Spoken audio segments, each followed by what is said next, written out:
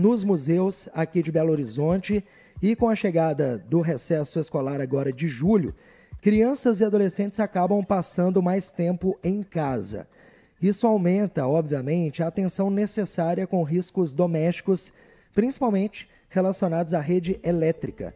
O Anuário Estatístico da Associação Brasileira de Conscientização para os Perigos da Eletricidade, a Abracopel, mostra, por exemplo, que o Brasil teve 80 acidentes por choque elétrico com crianças e adolescentes de 15 anos, de até 15 anos, no ano passado. 49 deles, infelizmente, terminaram em morte. Vamos conversar aqui nos estúdios da 98 News com o engenheiro eletricista da CEMIG, o Demétrio Aguiar, que vai trazer para a gente dicas aí de como passar esse período com segurança. Tudo bem, Demétrio? Bom dia. Tudo bem, bom dia, ouvintes da 98. Demétrio, são vários os fatores de risco, né? Quando a gente fala de criança e adolescente. Os meninos mais pequenininhos têm até aquele cuidado de não colocar ali o dedo na tomada e tudo mais. Os adultos a gente até já consegue virar para a turma ali mais velha e falar, olha, não coloca o dedo na tomada não que vai dar errado. No geral, quais são os principais fatores de risco quando a gente fala de criança e adolescente, rede elétrica, dentro de casa, no período de férias? E para complicar, o menino ainda junta com o coleguinha que é arteiro, né? Olha, a gente tem vários cuidados que a gente tem que tomar dentro de casa. Tomadas elétricas, adaptadores que devem ser evitados, tá? Isso eu estou falando ainda para os pais, né, que ligam os aparelhos, né? Não utilizar T's e Benjamins. Se tiver só uma tomada, use, por exemplo, o filtro de linha com interruptor e dispositivo de proteção, que aí no caso de sobrecarga ou curto-circuito ele vai desligar automaticamente. Aparelhos que requerem recarregamento. Hoje está na moda, tablet, celular, alguns notebooks também. Esses aparelhos eles têm uma bateria muito potente, né? A utilização dele já gera aquecimento. E o carregamento também gera aquecimento. Fazendo essas duas operações em simultâneo, você vai sobrepor os aquecimentos ali, ou seja, a bateria vai ficar muito mais quente. E se ela já tiver com uma vida útil aí bem estendida, né, no fim de carreira, né, ela vai gerar gases internos ali e ela acaba se deformando. Ou seja, se você perceber que o seu aparelho começou a se deformar, é hora de desligar e procurar imediatamente a assistência técnica, porque essa deformação significa que ela está querendo explodir. Então, deve procurar assistência técnica imediatamente. Demétrio, inclusive, muita gente tem aquele hábito, e aí eu coloco criança e adolescente nessa história, de utilizar o aparelho enquanto carrega. Você já deu alerta assim, se está carregando ali no canto e começa a deformar, esquentar demais, já vai procurar uma ajuda. Quais os riscos desse uso, ao mesmo tempo em que o aparelho é carregado? Olha, basicamente dois. O primeiro, de um possível choque elétrico. Se ele estiver utilizando um carregador em más condições ou um carregador paralelo, que não é o fornecido pelo fabricante, ele pode sofrer choque elétrico, principalmente se estiver descalço ou com o corpo molhado. Tá?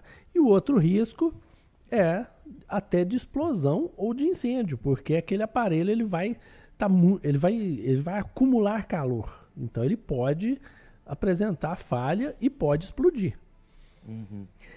Do lado de fora da casa, a gente sabe que nessa época do ano tem criança ali na piscina, na quadra, jogando bola, enfim. O lado externo da casa, quais as atenções devem ser tomadas nas instalações elétricas para evitar esses riscos e também acidentes mais graves também, Demétrio? Apesar de estar frio, a gente tem locais que tem piscina.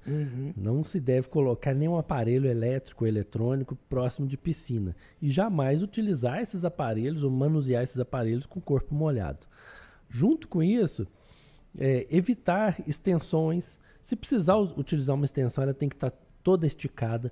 Ela não pode ficar parcialmente enrolada, porque ele pode acumular calor ali, dependendo do aparelho que estiver sendo ligado ali, vai superaquecer, tá? E principalmente, igual eu falei anteriormente, evitar gambiarras, T's, benjamins, jamais. Até porque, infelizmente, no mercado brasileiro, existem muitos T's e benjamins que não seguem as normas padrões. São até aí, digamos assim, ilegais, clandestinos, e muitas vezes o consumidor não tem essa ideia do que é correto e o que não é. Então, muitas vezes, o melhor caminho não é remediar, é evitar o problema, né?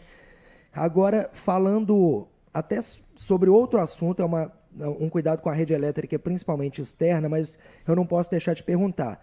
Nesse período do ano, tem muita criança e adolescente soltando pipas e papagaios, e a CEMIG recentemente emitiu um alerta para os cuidados com choques elétricos e também problemas no sistema, na própria geração de energia ali, consumidores que acabam afetados porque a rede cai por algum motivo ligado a pipa e papagaio.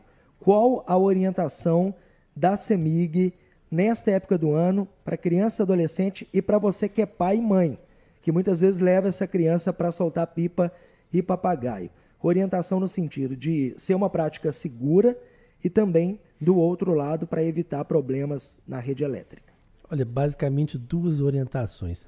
A primeira é não soltar papagaio próximo de rede elétrica, ou seja, buscar um local descampado, livre de redes de energia e linhas de transmissão.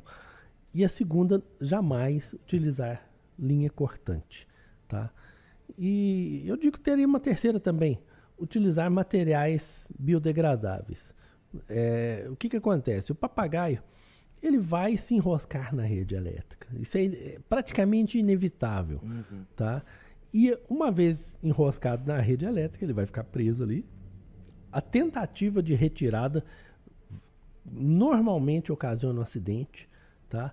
A gente tem redes de média tensão nas ruas, que são de 13.800 volts. Ou seja, qualquer utensílio que você tente utilizar para retirar aquele papagaio vai conduzir eletricidade nesse nível de tensão. E pior, você não precisa encostar, só de aproximar ele vai conduzir eletricidade.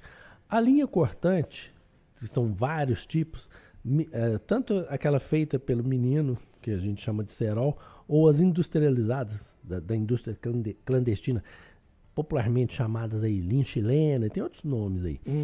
Essas linhas podem conduzir eletricidade, ou seja, elas podem dar choque sob determinadas condições, tá? Se ela estiver úmida, molhada, ou ela, dependendo do componente que foi utilizado ali, ela pode conduzir eletricidade. E além disso, elas danificam a fiação da rede elétrica.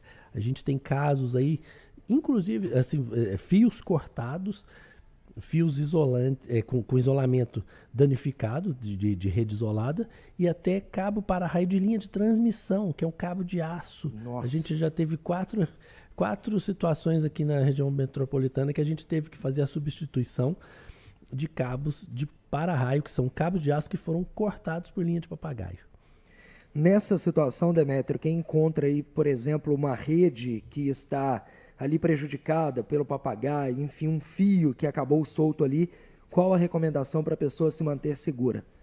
Olha, se encontrar um fio partido, deixa do jeito que está, aciona a CEMIG imediatamente. A CEMIG tem a capacidade de identificar se aquele fio é de rede elétrica ou não. Então, na dúvida, não se aproxime, tá? Mesmo que a pessoa pense que é um fio de rede telefônica, não se aproxime.